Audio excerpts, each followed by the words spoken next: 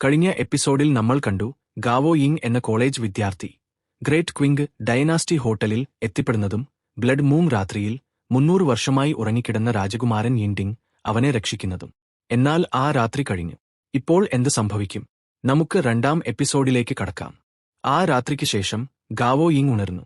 ഇന്നലെ രാത്രി സംഭവിച്ചതെല്ലാം ഒരു സ്വപ്നം പോലെ തോന്നുന്നു. ആ നിഗൂഢ രാജകുമാരൻ, ആ വിഷജീവികൾ, അതെല്ലാം സത്യമായിരുന്നു. അവൻ തന്റെ സാധാരണ ജീവിതത്തിലേക്ക് മടങ്ങാൻ ശ്രമിക്കുന്നു. കോളേജിൽ ചേരണം, പുതിയ സുഹൃത്തുക്കളെ ഉണ്ടാക്കണം, ഒരു സാധാരണ വിദ്യാർത്ഥിയെപ്പോലെ ജീവിക്കണം.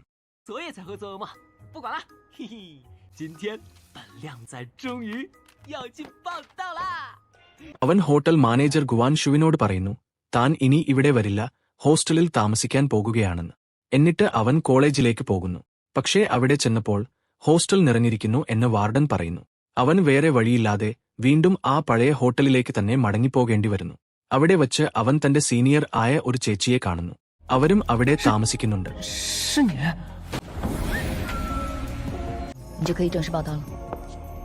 പെട്ടെന്ന് അവൻ കഴിഞ്ഞ ദിവസം രക്ഷിക്കാൻ ശ്രമിച്ച ആ ആളെ കാണുന്നു. അവൻ ഒരു നെട്ടോട്ടത്തോടെ അവനെ നോക്കുന്നു. അവൻ അവിടെ താമസിക്കുന്ന ഒരു ചെറുപ്പക്കാരനായിരുന്നു. അവനും കഴിഞ്ഞ ദിവസം നടന്നതൊന്നും ഓർമ്മയില്ല. ഗാവോ യിങ് ഹോട്ടലിലേക്ക് കയറുമ്പോൾ അവിടെ ഒരു ചുവന്ന ഭാഗ്വരൂപം, റെഡ് ബഗുയ ഫൊമേഷൻ പോലെ അവൻ തോന്നുന്നു. എന്തോ ഒരു പുരാതനമായ ക്രമീകരണം. അവൻ ഇത് ഗുവാൻ ഷുവിനോട് പറയുന്നു. ഇത് കേട്ടയുടനെ ഗുവാൻ ഷു ഒന്ന് നെട്ടുന്നു. പക്ഷേ അത് പുറത്ത് കാണിക്കാതെ അവന്റെ പേഴ്സണൽ ഡീറ്റെയിൽസ് ഫിൽ ചെയ്യാൻ പറയുന്നു. അവൻ ജനിച്ച വർഷവും തീയതിയും ഒക്കെ നോക്കുമ്പോൾ ഗുവാൻ ഷുവിന് മനസ്സിലാകുന്നു ഇവനാണ് ആ ചോസൻ വൺ എന്ന്.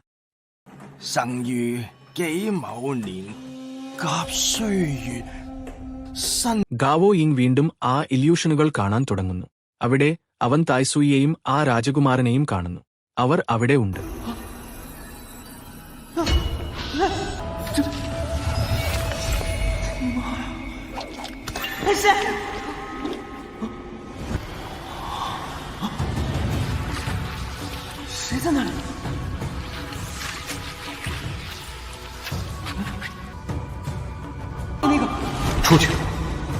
പക്ഷേ പെട്ടെന്ന് എല്ലാം മാഞ്ഞു പോകുന്നു.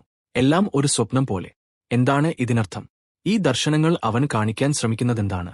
ഒരു രാത്രി മഴ പെയ്യുന്ന സമയത്ത് അപ്രതീക്ഷിതമായി ചില അതിഥികൾ ഹോട്ടലിൽ എത്തുന്നു. പക്ഷേ അവർ സാധാരണക്കാരല്ല, അവർ അക്രമകാരികളാണ്. അവർ ഹോട്ടലിനുള്ളിൽ കടന്ന് ആക്രമണം നടത്തുന്നു. ഹോട്ടലിലുള്ള എല്ലാവരും, ഗുവാൻ ഷു, മറ്റ് അന്തേവാസികൾ എല്ലാവരും കടുത്ത പോരാട്ടത്തിൽ അകപ്പെടുന്നു. അക്രമികളിൽ ഒരാൾ ഭയങ്കര ശക്തനായിരുന്നു. 你到底是来住店还是来砸店？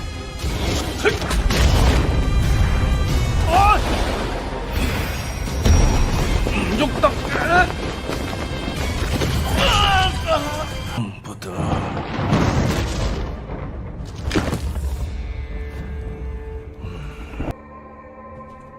滚，就快滚！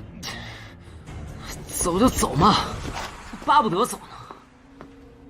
真是的，前话说不行，这俩二话不说就这么着。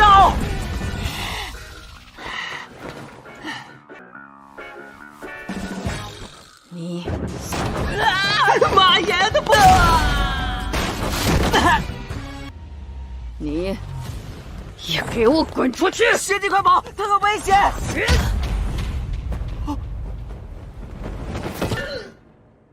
听说你很危险。 你刚才用的什么招式？咏春，有点意思。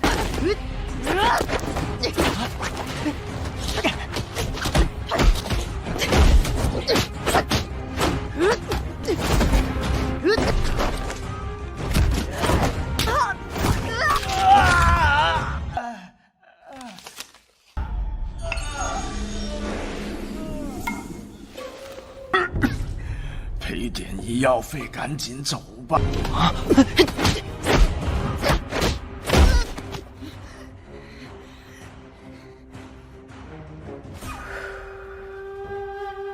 敢小看我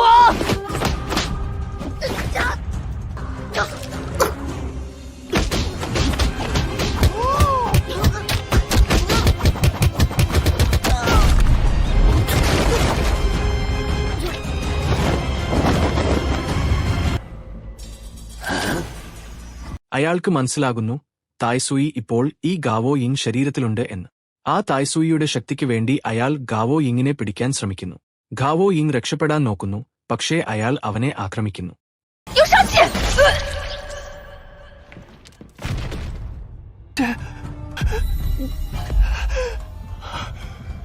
哎呦喂，房子都活了，只要吃了你，我怎么能跑这么快？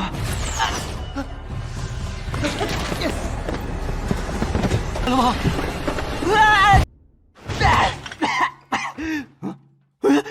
这是一个阿，我该不会是觉醒了什么超能力吧？ വിചിത്രമെന്നു പറയട്ടെ, ആക്രമണമേറ്റിട്ടും അവൻ ഒന്നും സംഭവിക്കുന്നില്ല. അവൻ പെട്ടെന്ന് അസാധാരണമായ ഒരു ശക്തി നേടിയിരിക്കുന്നു. അവൻ ഇപ്പോൾ ഒരുതരം ഇമ്മോർട്ടാലിറ്റി പോലെ. പക്ഷേ ആ അക്രമി അവന്റെ ശരീരത്തിലുള്ള തായ്സൂയിയുടെ ശക്തി വലിച്ചെടുക്കാൻ ശ്രമിക്കുന്നു. ഗാവോ യിങ്ങിന്റെ ജീവൻ അപകടത്തിലാകുന്നു.